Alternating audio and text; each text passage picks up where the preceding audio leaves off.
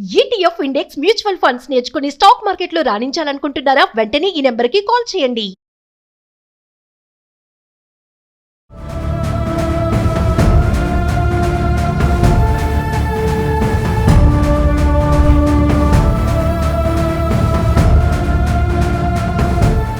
Hi hello నమస్తే, welcome back to Suman TV. ప్రస్తుతం మనతో పాటు ఉన్నారు consumers affair committee chairman Mandari Krishnareddy గారు. నమస్తే సార్. నమస్తే అమ్మా. అంటే సార్, ఒక విషయం చెప్పండి, ఇలాంటి జరుగుతున్నాయంటే విభజించి విద్వేషాలను రెచ్చగొట్టడం అని అనుకోవచ్చు అంటారా? డెఫినెట్ గా హిందువా నువ్వు ముస్లింవా అని అడగడము ఒకటి విద్వేషాలు రేగుట్టగొట్టడం, రెండోది అంటే మాకు హిందువులు అంటే ఇష్టం లేదు, హిందువులను మేము వ్యతిరేకం అని చెప్పడం, రెండు జరుగుతున్నాయి ఇక్కడ. ఇప్పుడు కాల్చిన వాళ్ళు ఎవరని ప్రకటించుకున్నారు, వాళ్ళు తీవ్రవాదులు అనే విషయం స్పష్టంగా మనకు అర్థమైపోయింది కాబట్టి ఇబ్బంది లేదు.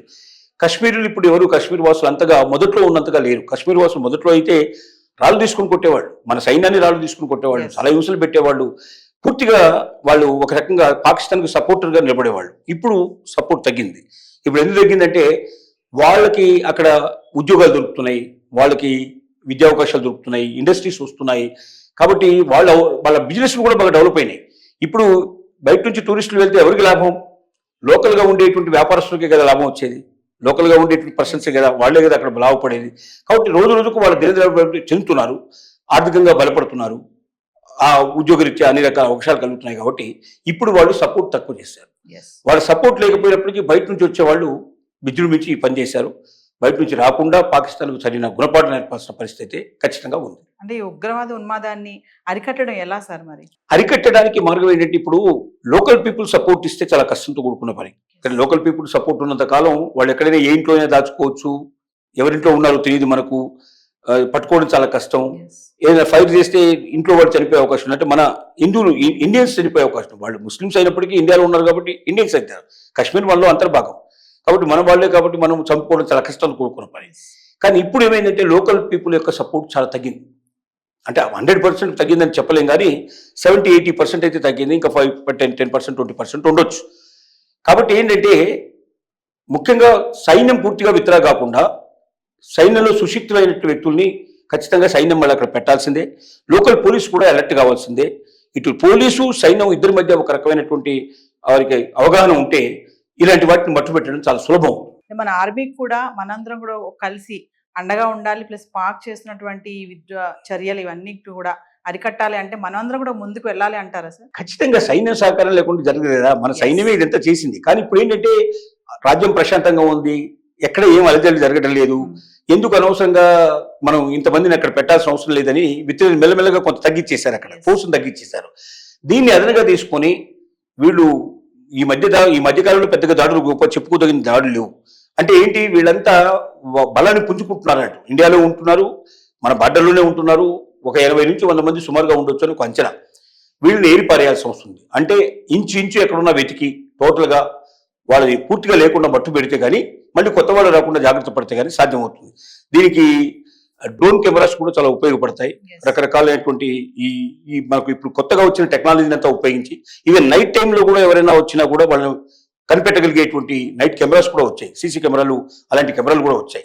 కాబట్టి ఇప్పుడున్న టెక్నాలజీని, ఆధునిక టెక్నాలజీ వచ్చి మొత్తం ఉపయోగించి మన శాటిలైట్ సిస్టమ్ ద్వారా కూడా వీటిని కనిపెట్టే అవకాశాలు ఉంటాయి. ఇప్పుడు మనకు గూగుల్ ద్వారా దారి ఎట్లాగైతే మనం చూపిస్తుందో, మనం లొకేషన్ పెడితే మనం వెళ్ళిపోగలుగుతున్నామో, అలాగే ఆ గూగుల్ ఎలాగైతే నైట్ టైం కూడా మనం లొకేషన్లో వెళ్ళిపోతాం. అంటే ఏంటి, అది నైట్ టైం కూడా రోడ్డు కనబడితేనే కదా అది లొకేషన్ మనం చూపించగలిగేది. అంటే అలాగా రాత్రిపూట కూడా ఎవరైనా ప్రయాణం చేసినా, ఎవరైనా మన బార్డర్ దాటినా వాళ్ళు పట్టుకునే అవకాశం ఉన్నాయి. కాబట్టి మొత్తం టెక్నాలజీని ఉపయోగించాలి, సునిశ్చితమైన పరిశీలన కావాలి. ఖచ్చితంగా దీనికి ఒక పూర్తిగా అందరూ కూర్చొని ఒక ప్లానింగ్ చేసుకొని, ప్లానింగ్ ప్రకారంగా ముందు లోపల ఉన్న వాళ్ళని ఏరేసేయాలి. తర్వాత బార్డర్లో కొత్తగా ట్రైనింగ్ ఇచ్చేటువంటి సెంటర్స్ చాలా ఉన్నాయి. పాకిస్తాన్ చేసే పనే ఇది. పాకిస్తాన్లో పౌరుల్ని ఎట్లా మంచిగా ఉండాలా, సుఖంగా ఉంచాలి, వాళ్ళకి ఏ రకంగా సౌకర్యాలు కల్పించాలి ఉండదు. ఎంతసేపు భారతదేశం మీద ఎలా దాడి చేయాలి, భారతీయుల మీద కసి ఎట్లా తెచ్చుకున్నాం, ఎంతమందిని చంపామని చెప్తే, మేము ఇంతమందిని చంపొచ్చామని చెప్పి అక్కడ వాళ్ళలో ఒక ఉత్సాహాన్ని తీసుకొచ్చే ప్రయత్నం చేస్తారు. ఇది వాళ్ళు చేసే పని.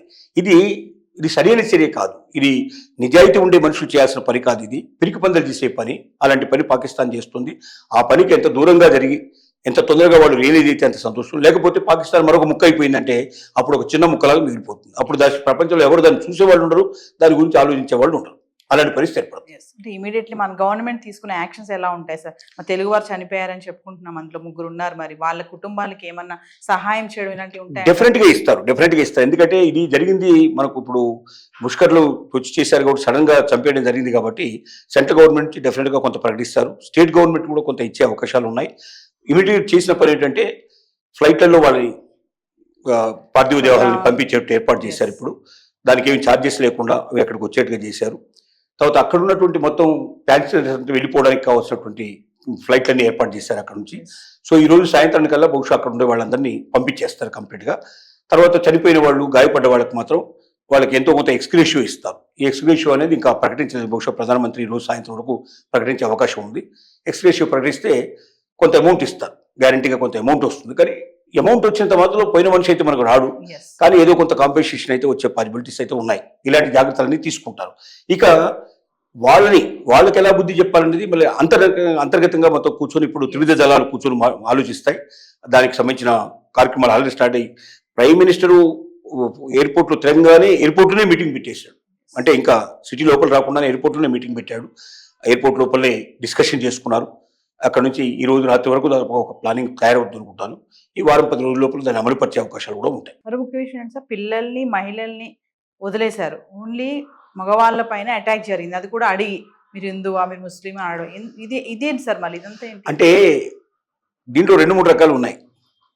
ముస్లింలను మాత్రం వదిలేయాలి అనుకునే వర్గాలు కొన్ని ఉన్నాయి. పిల్లల మీద, చిన్నపిల్లల మీద, మహిళల మీద అఘాయిత్యం చేయకూడదు అనేది ఇంకొక వర్గం యొక్క వాదన. అంటే ముస్లిమ్స్లోనే రకరకాల వర్గాలు, రకరకాల గ్రూపులు ఉన్నాయి.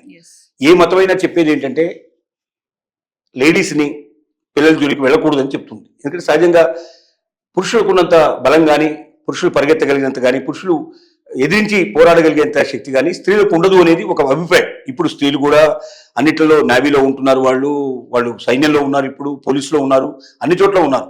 ఆ రోజులు మారిపోయినాయి. వాళ్ళు కొంతమంది పురుషుల కన్నా స్త్రీలే చాలా బలవంతుగా ఉండేవారు. దేహదారుఢ్యంలో ఉన్న వాళ్ళు ఉన్నారు, రకరకాలైనటువంటి ఫైటింగ్స్ నేర్చుకుంటున్నారు, వాళ్ళు స్కిల్స్ నేర్చుకుంటున్నారు.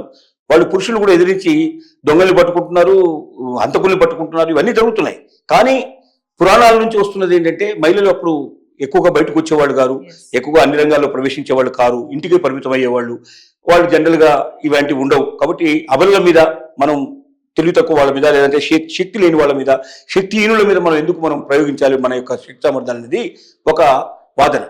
అంటే బహుశా ఈ టెర్రరిస్టులు ఎవరైతే ఉన్నారో వీళ్ళకి ఆ రకంగా పిల్లల మీద, మహిళల మీద చంపకూడదని ఒక సిద్ధాంతాలు పెట్టుకున్నట్టుగా ఉన్నారు. అందువల్ల ఇది జరిగింది. అందరూ టెర్రరిస్ట్కి ఇది లేదు, గతంలో ఇలా లేదు. మహిళలను కూడా చంపిన సంఘటనలు చాలా ఉన్నాయి, పిల్లల్ని చంపిన సంఘటనలు కూడా చాలా ఉన్నాయి.